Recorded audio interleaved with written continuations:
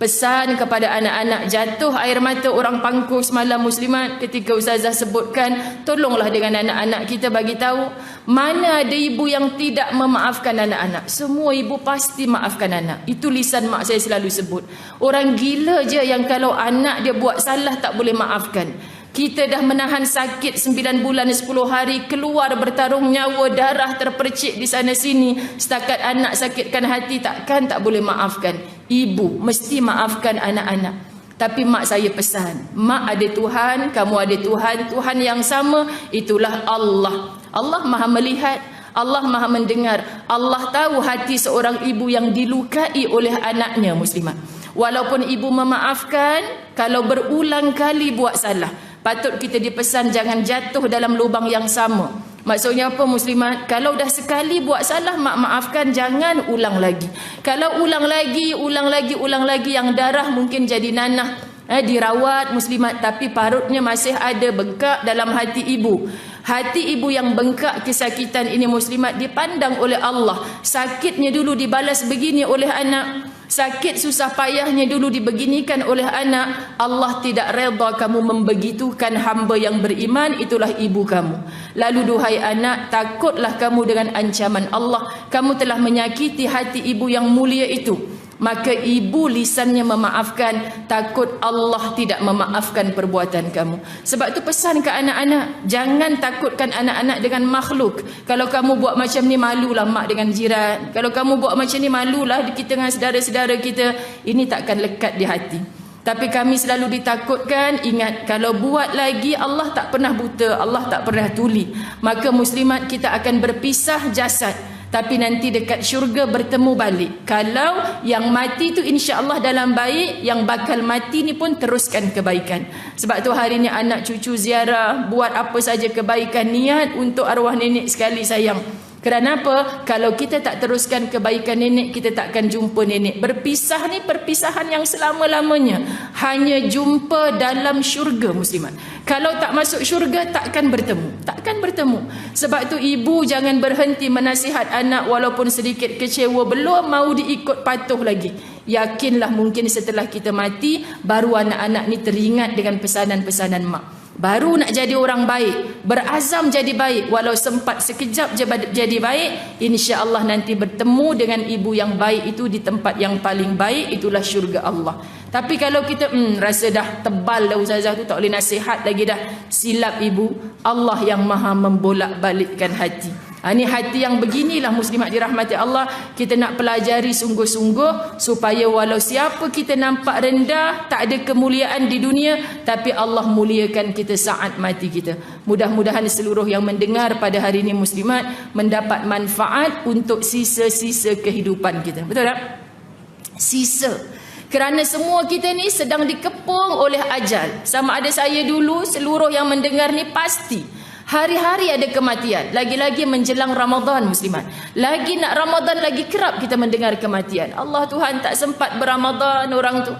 Patutlah dulu kita disuruh berdoa, wahai Allah, andai Ramadan ini yang terakhir buatku, jadikan ia pembuka pintu syurgamu untukku. Hapuskan dosa-dosaku dengan Ramadan ini. Belum tentu muslimat. Sebab itu saya sebut di mana-mana dalam sebulan ni, tolonglah Syakban dah kita ni. Tolong perhatikan mana hutang puasa fidyah yang belum selesai. Masuk Ramadan betul-betul elok. Kerana apa kata Nabi? Hanya ada 4 golongan yang tidak akan dirahmati dalam bulan Ramadan yang penuh berkat.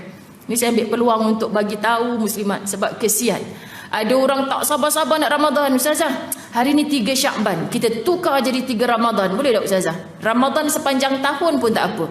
Sahabat-sahabat Nabi pun minta, Rasulullah, doamu tak pernah dihijab oleh Allah. Doalah minta Ramadan sepanjang tahun. Kalaulah Nabi angkat tangan doa begitu, muslimat demam kita hari ni. Ramadan sepanjang tahun. Jadi muslimat dirahmati Allah, Nabi tak pernah bertindak ikut sahabat kata doalah biar Ramadan sepanjang tahun. Nabi bertindak ikut wahyu, bukan mengikut nafsu, bukan mengikut momokkan daripada pengikut-pengikutnya, bukan muslimat. Maka Ramadan hanya setahun sebulan sahaja dalam bulan Ramadan. Tidak akan dapat rahmat. Pertama, orang yang pemabuk minum arak. InsyaAllah selamat belaka ni. Kan ada yang minum arak malam tadi? Ustazah ni biar betul. Tak ada. Tak ada muslimat. Kalau dulu pernah ustazah sikit kita bertaubat dah. Mudah-mudahan Ramadan ini kita beroleh rahmat. Dua, tidak akan beroleh rahmat dalam Ramadan yang dijanjikan penuh rahmat. Semua layak dapat rahmat. Tapi orang ni tak dapat rahmat. Siapa? Derhaka kepada ibu dan ayah. Subhanallah muslimat. Derhaka pada ibu dan ayah. Maka sebelum masuk Ramadan, bukan tunggu pagi Syawal, sebelum Ramadan bertemulah. Sebab tu biasa lazimi minggu-minggu akhir balik kampung. Sebab apa? Minggu depan nak Ramadan. Kalau boleh buka puasa pertama tu bersama dengan ibu dan ayah. Kerana apa? Muslimat nak ambil barakah. Satu hari ataupun malam pertama bersahur itu bersama ibu dan ayah. Sembang penuh kemuliaan. Mak, ingat tak dulu cik pernah sakitkan hati mak kan? Ampunkan mak, maafkan mak. Orang yang derhaka kepada ibu dan ayahnya tidak akan dirahmati dalam bulan Ramadan. Nak panjang lagi ni, banyak muslimat orang Pangku dapat rezeki semalam ni. 1 jam bab orang yang tidak dapat rahmat Ramadan saja. Yang ketiga, muslimat dirahmati Allah, orang yang putuskan silaturahim. Biar puasanya bagian nak rak, biar sedekahnya berganda-ganda, biar tarawihnya 20 rakaat tiap malam, tidak mendapat rahmat Ramadan sebab dia putuskan silaturahim. Cek kita muslimat. Mana yang kita pernah, Allah ustazah saya tak bertegur dengan jiran 3 tahun. Petang ni hantar cekodok kat rumah dia, tolong. Tak buka pintu ustazah kan? Ada besok try lagi. Nanti 29 Syakban try lagi, ucapkan selamat berramadan muslimat. Dia tetap tak buka pintu. Allah tahu tak kita sedang berusaha. Mudah-mudahan di sisi Allah selesai. Walaupun hamba Allah itu masih keras hati, tak mau memaafkan. Tolong ibu, jangan masuk ke Ramadan dengan ada yang putus silaturahim di kalangan kita. Macam mana nak tahu putus silaturahim ke tidak tu? Hati ada benci. Saya ustazah 40 jiran, tapi rumah hujung tu tak pernah bertegur siapa. Benci ke dengan tu? Tak, bukan benci sebab dia keluar pagi balik malam tak pernah jumpa. Itu bukan putus silaturahim. Orang yang putus silaturahim ni yang memang menyampah. Tengok tengah angkat kain, nampak jiran balik, cepat-cepat masuk dalam rumah. Pasal apa? Ada benci lah tu. Muslimat, cek hati. Kalau ada benci hingga putus silaturahim, tolong perbaiki sebelum Ramadan. Akhir, ada sebesar zarah sifat dengki dalam hati.